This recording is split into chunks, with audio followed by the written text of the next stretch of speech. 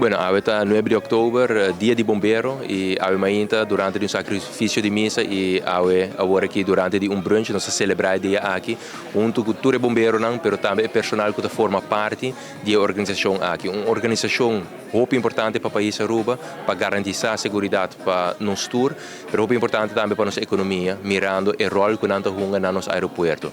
E gratitude que nós temos para o trabalho que nós fazemos, nós tratamos de traduzir isso aqui, de invertir em organização.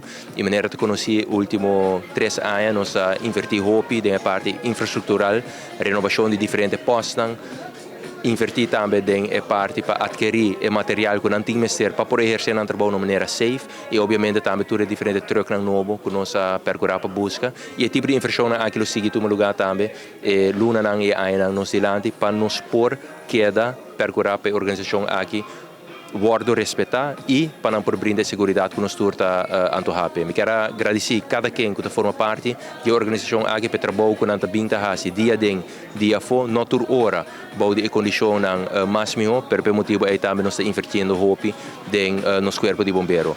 Danke na bosso família que sostener bosso para o trabalho valioso e trabalho de valor agregado que bosso tá hasi para país Aruba para bem riba bosso dia. Ja, de dag van de brandweerman.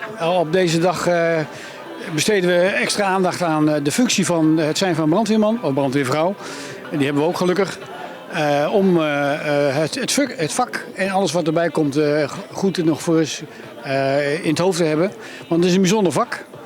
Ten dienste van de maatschappij. Maar daarmee cijfer je jezelf zo weg. Dus daarom moet je ook aandacht hebben voor de mensen die erachter zitten. Want de mens doet het tenslotte. De afgelopen jaren is het ook wel geweest in een andere vorm. Maar we doen dit jaar weer zoals het vroeger ook ging, heb ik begrepen. Wat goed, mooi neerzetten, lekker eten met elkaar, praten over het vak. En daarmee zeg maar ook mensen helpen om het vak goed te kunnen uitoefenen.